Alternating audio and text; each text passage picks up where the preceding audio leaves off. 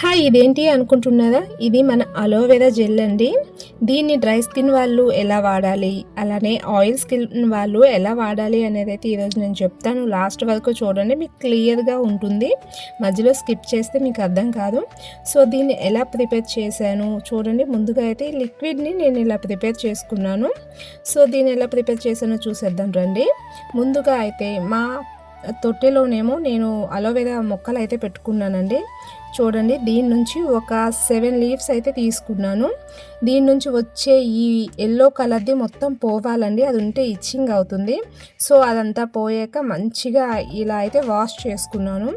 ఇలా మనం మంచిగా వాష్ చేసుకున్న తర్వాత దీన్ని ఏవైతే పోయాయో అవన్నీ కట్ చేసేసి సైడ్లు కూడా కట్ చేసి ఈ విధంగా మిడిల్లోకి తీసుకున్నాను. సో ఇలా తీసుకున్న తర్వాత దీని మధ్యలో గుజ్జు ఉంది కదండి, ఈ జెల్ లాంటిది అయితే నేను మంచిగా అయితే ఇగో ఈ విధంగా కట్ చేసి మంచిగా తీసుకున్నానండి. అలానే అన్ని లీవ్స్ యొక్క జెల్ని కూడా మంచిగా నేనైతే కలెక్ట్ చేశాను అనమాట.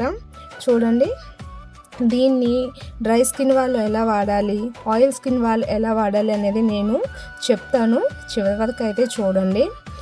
ఇదిగోండి, ఇలా అయితే నేను మొత్తం జెల్ మొత్తము అయితే ఈ విధంగా అయితే కండక్ట్ చేశాను.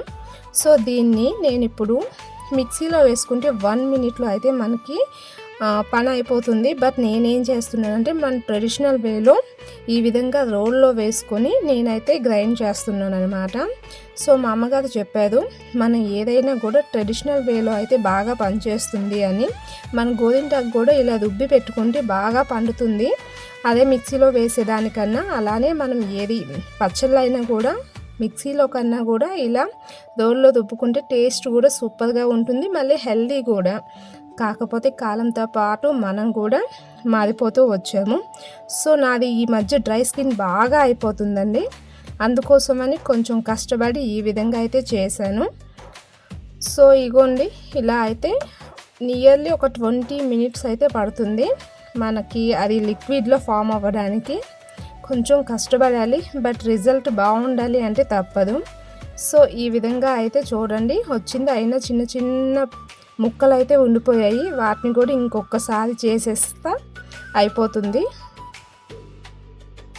సో ఈ విధంగా మొత్తం కూడా వాటర్లా వచ్చేలా అయితే నేనైతే గ్రైండ్ చేసుకున్నాను. సో దీన్ని ఇప్పుడు మనం స్ట్రైనర్ సహాయంతో అయితే స్ట్రైన్ చేసుకుందాము. చూడండి, ఈ విధంగా అయితే రావాలి. అదే మనం మిక్సీలో అయితే ఒక 2 మినిట్స్లో అయితే ఇలా జల్లలా అయితే అయిపోతుంది.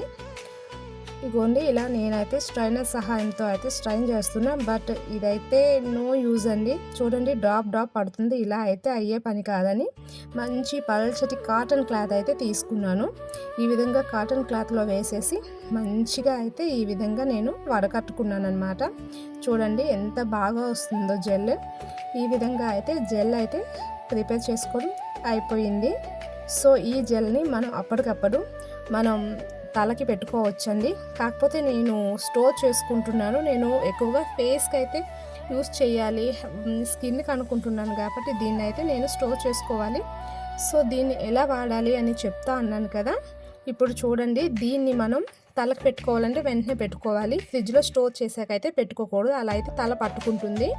సో ఫ్రిడ్జ్లో స్టోర్ చేసింది ఇలా ఉంటుంది.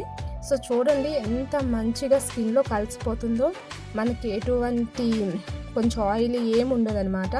అలానే మనకి ఎవరికైనా ఆయిల్ స్కిన్ వాళ్ళైతే ఇలా రోజ్ వాటర్తో వేసుకొని ఇట్లా మనం రాసుకుంటే మాత్రం చాలా బాగుంటుంది.